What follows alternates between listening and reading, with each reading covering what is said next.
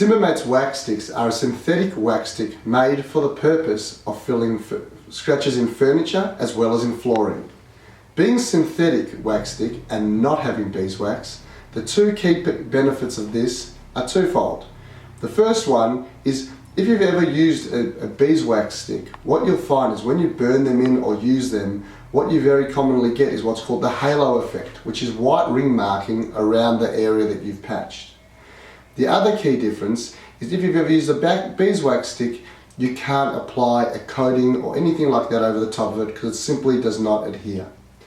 Being a synthetic wax stick made specifically for this purpose, both of those issues have been solved. No halo effect and the ability to use coatings. The other key difference with our product, you'll see the way that it's packaged is in a bag. Most other sticks on the market are in a blister pack. So what actually happens there is once you pull it off the blister pack, the stick dries out and maybe has 1, maybe 2 months at a stretch of shelf life. Our product, if kept in the bag and then simply replaced to the bag, will have about 4 to 5 years of shelf life. Our sticks come in a range of different colours. So we have, over here you can see I've got 3 different samples of pre-finished flooring, all of which you can see we've got a wax stick to go. As well as 12 different colours that we have in our range, we also have a natural. Now our natural is a clear, so this here has got no pigment whatsoever. Where you'd use this one here is if someone was pulling an oven out of a pot out of an oven and they drop it and it hit the bench top, hit the floor, or hit a wooden bench top, whatever it might be, there's always an indentation but maybe not a scratch. Every time the light hits that area, you can always see it's there. So using our clear, we'll simply put a clear filler in that area. However, if you have someone who's walked in with a stone under a shoe or a stiletto and they've made a scratch, as you can see across here, that is where our wax sticks excel. So there's 2 key ways to apply the product, and I'll go through them in a moment. The other key thing I want to point out is if you look at our sticks, the finish you see on the stick before you use it is the finish you're going to get.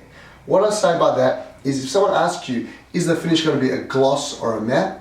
Exactly what you see here. So our sticks are actually made in a matte. The reason for that is because you can always make a matte into a gloss, you can't go the other way around. So when you finish your job, if you've got a gloss floor and you do want to have a gloss finish, all you need to do, either get some gloss on an artist paintbrush and put it on the top. Otherwise, what we commonly use is just some French nail polish over here. So as you can see on the French nail polish, it's got a little applicator on the end, so it comes perfectly ready to go. Generally has the high gloss finish and can be easily applied. So let me show you the 2 key methods of applying the sticks.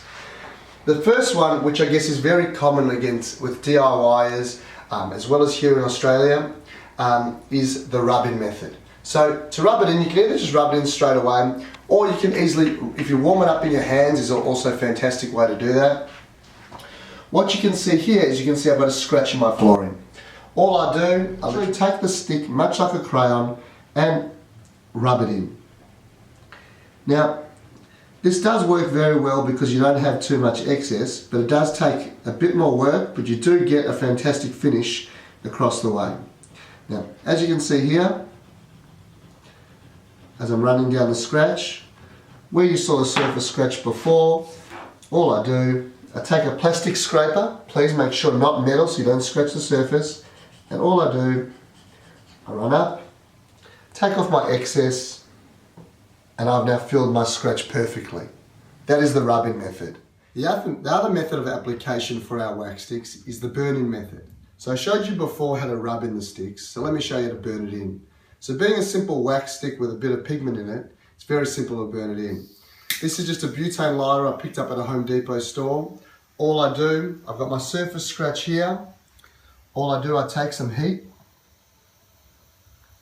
I let the gun warm up a little bit. And what I do is I let it drip in. And what you'll see is you'll see it liquefies.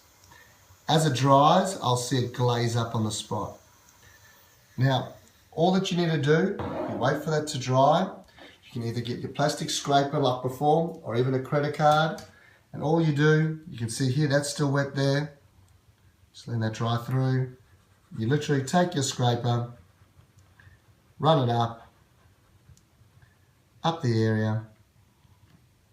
Keep on scraping, scrape off any excess that you may have. Okay, there you can see there's all my excess there. Buff it up and the job is done. Now, a little tip that you can do is if you don't want to get anything on the surface. Now, as you can see, it's pretty easy, it scrapes off pretty easily. The same way if wax from a candle were to hit a surface, you can scratch it off. With another tip that we have here, what you can do is you can run some sticky tape on either side of the scratch.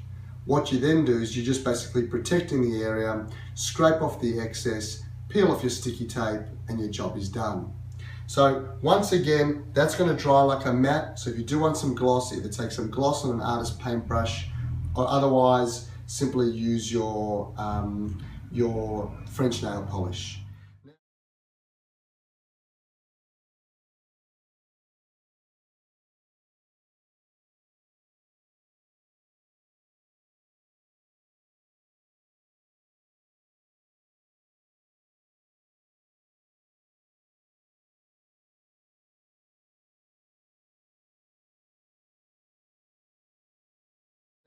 Another question that we often have is pre-finished floors often have some form of grain effect through it or another color tone running through it.